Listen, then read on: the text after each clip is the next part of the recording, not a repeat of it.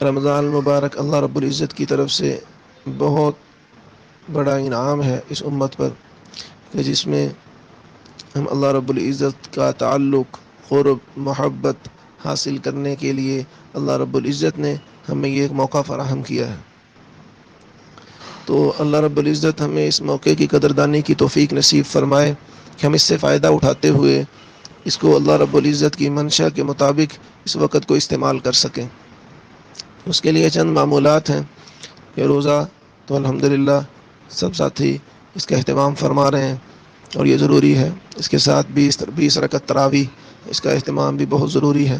اس کے علاوہ یہ ہے کہ ہم اپنے دن کے اوقات میں کچھ اذکار نوافل اس ترتیب سے جاری رکھیں تو انشاءاللہ ان برکات سے ہم صحیح طریقے سے مستفید ہو سکیں گے۔ سب سے پہلے صبح تہجد کے نوافل ہیں کہ جس وقت اللہ کی طرف سے صدائیں لگ رہی ہیں، الا حل من مستغفر فاغفر لها، کوئی بخشش چاہنے والا ہے تو میں اس کو بخش دوں، کوئی رزق چاہنے والا ہے تو میں اس کو رزق دے دوں، کوئی اپنی ضرورتیں پوری کروانے والا ہے کہ میں اس کی ضرورت پوری کر دوں۔ یہ صدائیں لگ رہی ہیں۔ یہ وقت بہت برکت والا وقت ہے، قبولیت والا وقت ہے۔ تو اس وقت میں ہم 2 4 6 8 نفل جتنے ہمت ہو سکے پڑھ لیں، کچھ دیر دعا کر لیں۔ آپ علیہ الصلوۃ والسلام اکثر اوقات 8 رکعت نفل پڑھا کرتے تھے۔ اس کے بعد کچھ دیر دعا کریں اپنی مغفرت کے لیے، اپنی قبولیت کے لیے، اپنے گھروں کے مسائل کے لیے ہم اللہ سے مناجات کریں۔ ہو سکے وقت ہو ایک تسبیح استغفار کی پڑھ لیں۔ اس کے بعد سحری کے بعد نماز فجر با جماعت اہتمام سے ادا کریں۔ رمضان المبارک میں جماعت کی نماز کا اہتمام اور زیادہ بڑھنا چاہیے، تکبیر اولیٰ کا اہتمام ہو۔ نماز کے بعد کچھ دیر ذکر کریں، کچھ دیر نماز فجر کے بعد ذکر اللہ کی بہت زیادہ فضیلت ہے، اس میں کچھ دیر ذکر میں مصروف رہ کر پھر طبیعت پر آرام کا تقاضا ہو تو آرام فرمائیں۔ آرام کے بعد اٹھ کر 2 نفل اشراق کے پڑھ لیں، اپنے غسل وضو والے تقاضوں سے فارغ ہو کر 2 نفل اشراق کے پڑھیں، 1 حج 1 عمرے کا ثواب۔ اس کے ساتھ ہی چاشت کے نفل پڑھ لیں۔ چاشت کے نفل زیادہ سے زیادہ 12 نفل ہیں۔ 12 نفل جو پڑھے گا اللہ جنت میں 1 سونے کا محل تعمیر کر دیں گے، کتنی بڑی فضیلت ہے۔ 8 نفل پڑھ لیں، 8 پڑھے گا اللہ قانتین میں لکھ دیں گے۔ میں قانت، اللہ نے قرآن پاک میں ابراہیم علیہ السلام اور مریم علیہ السلام کی صفت بیان کی ہے۔ نہ ہو سکے کم از کم 2 نفل تو چاشت کے ہم پڑھ لیں۔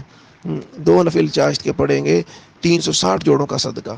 4 نفل پڑھیں گے اللہ تعالیٰ عابدین میں لکھ دیں گے۔ لیکن کم از کم ہم 4 نفل چاشت کے پڑھ لیں شراق کے ساتھ، اور یہ زوال سے پہلے تک پڑھے جا سکتے ہیں۔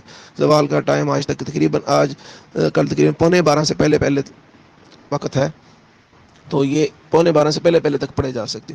اس کے بعد اپنے گھر کے تقاضے جو بھی ہو، اگر کسی کو گھریلو مصروفیت نہیں ہے تو اسوہ رسول اکرم ڈاؤن لوڈ کر لیں۔ آپ علیہ السلام کی زندگی ہمارے سامنے نہیں ہے، ہم مسلمان ہیں لیکن ہمارے جو آئیڈیل ہیں ان کی زندگی ہم نے پڑھی نہیں۔ اسوہ رسول اکرم کا مطالعہ کریں، حیات الصحابہ ڈاؤن لوڈ کر لیں، حیات الصحابہ کا مطالعہ کریں۔ صحابہ کرام رضوان اللہ علیہم اجمعین کی زندگی پڑھنے سے عمل کا شوق پیدا ہوگا، دینی جذبہ پیدا ہوگا، عملی شوق پیدا ہوگا، تو اس کا مطالعہ کے لیے ظہر کی نماز کا وقت ہو گیا۔ ظہر کی نماز اہتمام سے سنن فرائض بعد والی سنتیں نوافل سے فارغ ہو کر تلاوت قرآن مجید میں مصروف رہیں۔ کم از کم 2 پارے یومیہ تلاوت بھی، اگر اتنی فرصت کے وقت میں کہ سب فارغ ہیں، کوئی تعلیمی زیادہ مصروفیات نہیں ہیں، اگر ہم 2 پارے بھی روزانہ تلاوت نہیں کر سکتے بہت افسوس ہے۔ نہ ہو سکے کم از کم 1 پارہ اس سے تو کم نہ ہو تلاوت کریں۔ اس کے بعد اپنے کوئی تقاضے ہیں ان کو پورا کر لیں۔ عصر کی نماز باجماعت اہتمام سے ادا کریں سنتوں کے ساتھ۔ اللہ کے نبی کی بشارت ہے، جو عصر کی 4 سنتیں پڑھے گا، اللہ کے نبی نے فرمایا رحم اللہ امرأن، میں اللہ میرے اس امتی پر رحم کرے جس نے عصر سے پہلے یعنی 4 رکعتیں پڑھی۔ نہیں، بڑی فضیلت ہے۔ عصر کے بعد ذکر اللہ میں مصروف رہیں، یہ وقت بہت زیادہ قبولیت کا وقت ہے۔ فجر کے بعد اور عصر کے بعد استغفار، درود شریف، تیسرا کلمہ سبحان اللہ وبحمدہ سبحان اللہ العظیم، کاؤنٹنگ اگر وہ تسبیح ہے تو اس پہ کاؤنٹ بھی کرتے رہیں، لا الہ الا اللہ کی تسبیحات پڑھ سکتے ہیں۔ ان تسبیحات کے علاوہ افطار سے کچھ دیر پہلے بہت خشوع کے ساتھ دعا میں مصروف رہیں۔ وہ وقت ایسا ہے کہ جس میں دعا رد نہیں ہوتی، افطار کے وقت دعا رد نہیں ہے، اس میں ہم دعائیں کریں۔ کتنی ہماری ضروریات ہیں، کتنے ہمارے مسائل ہیں، امت پر اجتماعی طور پر کتنا بڑا مسئلہ آیا ہوا ہے، تو اس کے لیے اگر ہم دعا نہیں کریں گے تو ہم مجرم ہوں گے۔ تو اس لیے اس وقت دعا کریں، افطاری کر کے مغرب کی نماز جماعت سے پڑھیں۔ اس کے بعد 2 سنتوں کے بعد جو 6 نفل پڑھے گا، اللہ کے نبی صلی اللہ علیہ وسلم نے فرمایا جو مغرب کے بعد 6 رکعت پڑھے، لم یتکلم فیہن بسوء، اس میں کوئی دنیاوی بات نہ کرے، تو اس کو کتنی عدلنا لہو سنتی عشرۃ سنۃ، 12 سال کی عبادت کا ثواب۔ 6 منٹ میں ہم 12 سال کی عبادت کا ثواب لے سکتے ہیں، اس سے اور کیا بڑی فضیلت ہے، کتنی بڑی فضیلت ہے۔ اور اس کے بعد اپنے کھانے وانے سے فارغ ہو کر تراویح کی تیاری میں مصروف ہو جائیں۔ یہ دن کا ایک شیڈول ہے، لیکن اس کے ساتھ ساتھ یہ جتنے فرصت کے اوقات ہیں ان کو تسبیح میں، تلاوت میں، مطالعہ میں صرف کیا جائے۔ تو یہ تو اعمال کے اعتبار سے، باقی یہ ہے کہ ان کا فائدہ اس وقت ہوگا کہ اگر ان کے ساتھ گناہوں سے بچا جائے۔ اللہ کے نبی نے فرمایا روزہ آدمی کے لیے ڈال ہے جب تک کہ اس کو پھاڑ نہ ڈالے۔ پھاڑ ڈالنے کا کیا مطلب ہے کہ روزہ بھی رکھا ہوا ہے، گناہ بھی چل رہے ہیں، بد نظری بھی چل رہی ہے، جھوٹ بھی چل رہا ہے، غیبت بھی چل رہی ہے، ساری برائیاں بھی چل رہی ہیں، تو پھر وہ صرف بھوکا رہے گا، فرض ادا ہوگا لیکن روزے کا جو مقصد ہے وہ حاصل نہیں ہوگا۔ تو اس لیے گناہ سے بچنا رمضان مبارک میں بہت اہتمام سے ضروری ہے۔ بھئی کھانا پینا حلال تھا وہ ہم نے چھوڑ دیا، لیکن جو چیزیں حرام تھیں روزے سے پہلے بھی وہ کر رہے ہیں۔ کھانا تو مغرب کے بعد حلال ہے، لیکن بد نظری مغرب کے بعد بھی حرام ہے۔ اور یہ جو سلسلے چلے ہوئے ہیں اور ایک دو چیزیں ان کو دیکھنا مغرب کے بعد بھی حرام ہے۔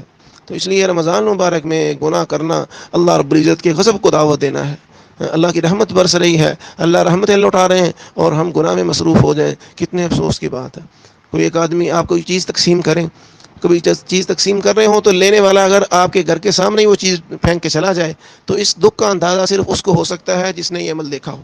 مطلب کسی نے آپ سے چیز لی جو آپ تقسیم کر رہے ہیں اور وہ لے کر آپ کے گھر کے سامنے پھینک کے چلا گیا، تو آپ اس کا دکھ صرف وہی جان سکتا ہے جس کے ساتھ یہ بیتی ہے۔ اللہ رحمتیں لوٹا رہے ہیں، اللہ رحمتیں برسا رہے ہیں، اور ہم رمضان میں بھی گناہ کر رہے ہیں، گناہ کریں۔ تو اس لیے میرے بھائیوں یہ اللہ کے غضب کو دعوت دینے والی بات ہے، ہم توبہ کریں، معافی مانگیں، اللہ تعالیٰ کو راضی کریں، یہ لمحات ان کے ہیں۔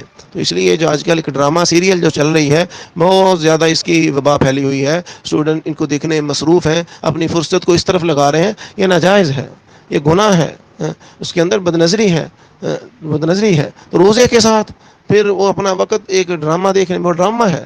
میں نے ایک فتویٰ بھی سینڈ کر دیا ہے اس سے متعلق، اور اس لیے میں یہ بات بھی کر رہا ہوں، تو اس کو دیکھنے سے اجتناب کیا جائے۔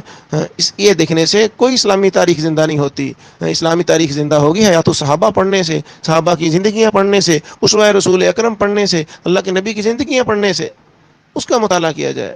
تو اس لیے اس کو دیکھنے سے بچا جائے، اور اپنے گھر والوں میں بھی فضائل اعمال کی، دوسری کسی کتاب کی تعلیم کا ماحول پیدا کریں، تاکہ گھر کے اندر بھی یہ فضا عام ہو، اعمال کی، اذکار کی، دعاؤں کی اہتمام کے ساتھ، تاکہ اللہ رب العزت ہم سب کو قبول فرما لے۔ ایک آخری بات دیکھیں کتنی بڑی بات، اللہ کے نبی نے فرمایا، جبرائیل علیہ السلام نے دعا کی، اللہ کے نبی صلی اللہ علیہ وسلم نے آمین، کہ ہلاک ہو جائے وہ امتی جو رمضان کا مہینہ پائے اور اپنی مغفرت نہ کرائے۔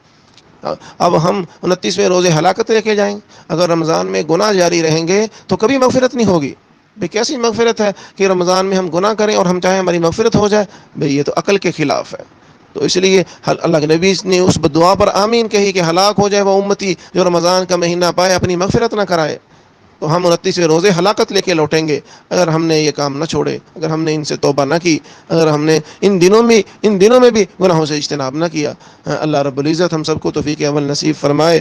میں بھی دعاؤں کا محتاج ہوں، آپ سب کی دعاؤں کا مجھے بھی دعاؤں میں یاد رکھیں۔ میں بھی آپ کے لیے دعا کر رہا ہوں، جن بھائیوں کے لیے معاش کا مسئلہ ہے، روزگار کا مسئلہ ہے، اللہ ان بھائیوں کے لیے حلال روزگار نصیب فرمائے۔ جو اپنے تعلیمی سلسلے میں جاری ہیں، اللہ تعالیٰ ایمان کی حفاظت کے ساتھ، اعمال کی حفاظت کے ساتھ تعلیمی سلسلے میں سب کو کامیابیاں نصیب فرمائے، ہم سب کو گھروں میں خوشیاں نصیب فرمائے، گھروں میں برکتیں نصیب فرمائے، تمام مسائل اللہ تعالیٰ عافیت کے ساتھ حل فرمائے۔ امت پر جو اتنا بڑا مسئلہ ہے وہ ہے اللہ اس کو دفع فرما دے اور ساری امت کو اس سے نجات دے دے۔ ہم سب اس پہ اللہ تعالیٰ توبہ کر کے اللہ کو راضی کریں۔ میں امید ہے کہ سب انشاءاللہ تعالیٰ اس میسیج کو اہتمام سے سنیں گے اور اس پر عمل کرنے کی کوشش کریں گے۔ میں بھی عمل کا محتاج ہوں، میں بھی پوری کوشش کروں گا۔ وآخر دعوانا الحمدللہ۔